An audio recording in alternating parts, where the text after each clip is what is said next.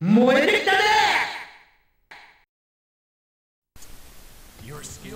guys, it's me, Johnny Crimson 2000 here for part 2 of Let's Play Power Stone 2. So in the last part we just finished killing off the Feral Walker, and now we go on to the third stage of arcade mode.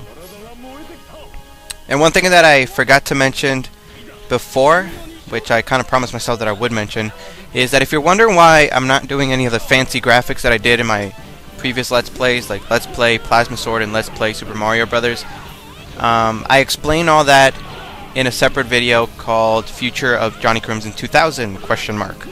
So if you're wondering why there's no, profile images, I guess, of the characters or the bosses and stuff like that, just, reference that video and you'll get your answer. Anyway, this level is really awesome. It's one of my favorite ones. You start off in this like giant airship. The only way that I can explain it is it kind of reminds me of the airships that are in the Mega Man Legends series. That's what they remind me of. I don't know.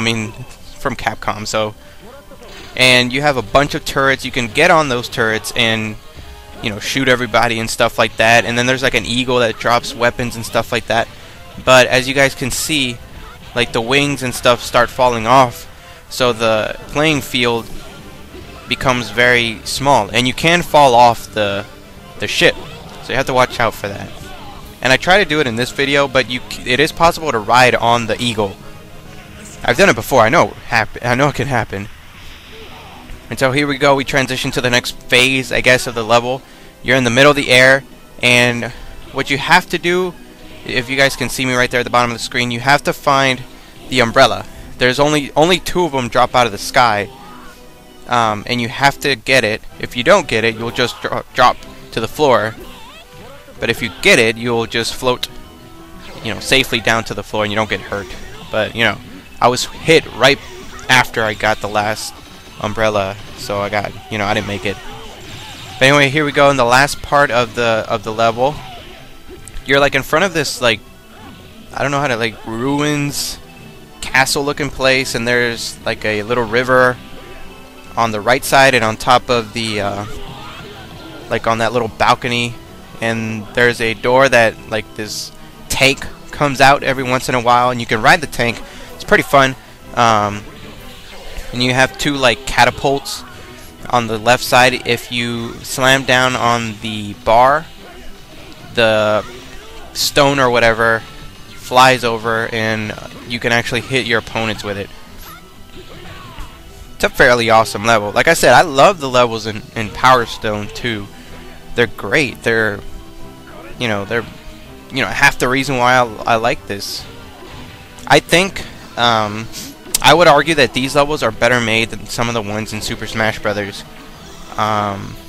They're just more interactive, I think, than the ones in Super Smash Brothers. Don't get me wrong, I love Super Smash Brothers, but I don't know. There's just something about riding an eagle that just, can't be beat.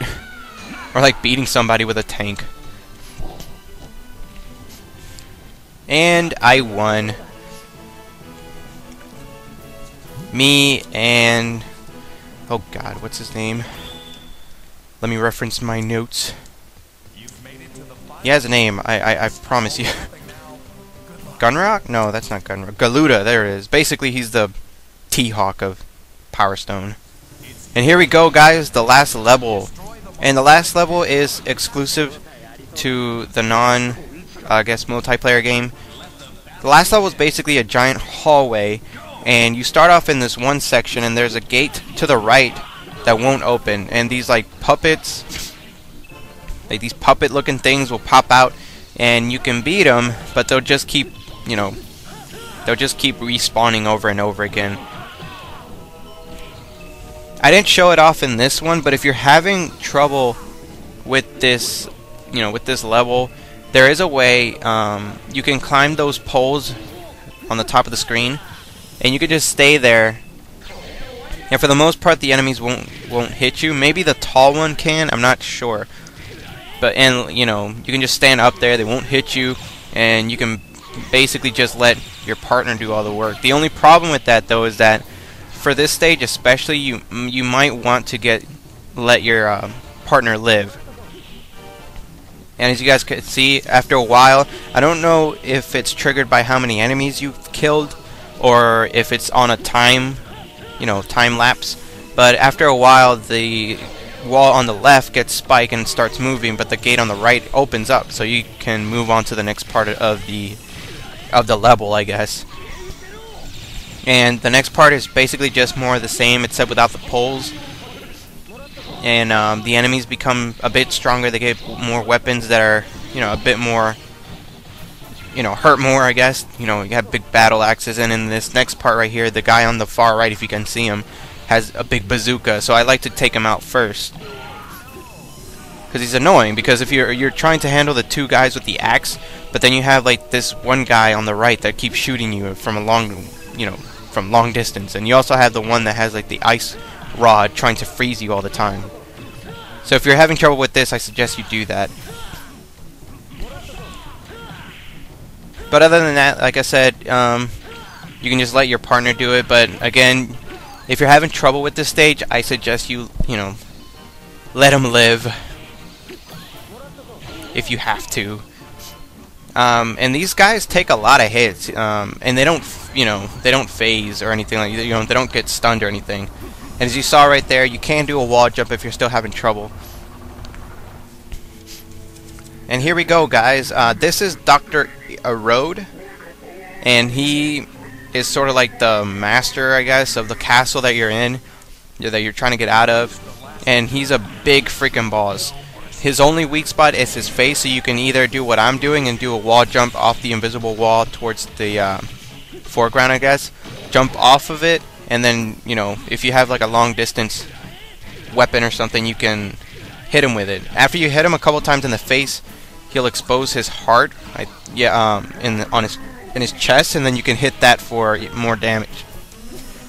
Other than that, you can use his plates and his glasses or his mugs or whatever, and you can pick him up and throw him at his face, or you can also land on top of his hands and ride his hands towards his face. But he does do a lot of damage. As you guys see, he has a lot of attacks that cover a big distance on the table that you're fighting on, and the table's not that big, so you have to watch out for that. My suggestion is just, stay away from him as much as you can. Do the wall jump so you can get up high enough. Grab long distance weapons so you can shoot him from afar, and just seek out those power stones so you can transform as quickly as you can. And you shouldn't have too much trouble, hopefully. And again, your partner will also help you out too. And when he does that thing where he's like pointing, or rather when he takes his fork, just look at his eyes. His eye will, like, a little arrow will come out, and that lets you know where he's gonna stab. So just try to get out of the way. But anyway, enough hits, and this guy will be done for. And we got this nice little cinema here, where all the power stones combine. I don't know why, but I always get a strange Sonic the Hedgehog's vibe whenever I see those multicolored jewels. If you guys know what I'm talking about, you know what I'm talking about. But anyway, we escape, and if you didn't, if you noticed there, that little corridor, I don't know what you call it, is actually the same place where the character select screen takes place. And I have no idea how this airplane is even flying right now. It's like half on fire, I think. Oh wait, no, that's a emerald. But like the wing is like halfway broken. And that was it, guys. That's Power Stone 2, the arcade version, or the arcade mode. I hope you guys enjoyed it. This is, again, I really wanted to focus on games that not a lot of people got the chance to play. And definitely Power Stone 2 is, it's a gem if you can find it, if you can play it, no pun intended, but it really is. I personally, when I first played it, my friend let me borrow it for the first time, and I played it and I fell in love with it right away. I had never heard of Power Stone. He was telling me, he's like, oh, you gotta play it, man, you gotta play it. And I tried to find it online, and it was like a crazy amount of money. I haven't checked lately, but I think it's still worth, you know, it's still going to cost you a bit, but if you can get it, by all means get it, because it's a great game. And there it is, Falcon giving us a thumbs up as he flies in the distance. And that's the end, guys. That's arcade mode. I am planning on doing some extra videos, 2 more, maybe at least, where I show off the other modes. I'm not going to do a complete playthrough of those modes, but just so you guys can take a look at it. I plan on focusing on the secret characters, the secret stages, and the item shop and the item combined store. So I'll see you guys in those parts.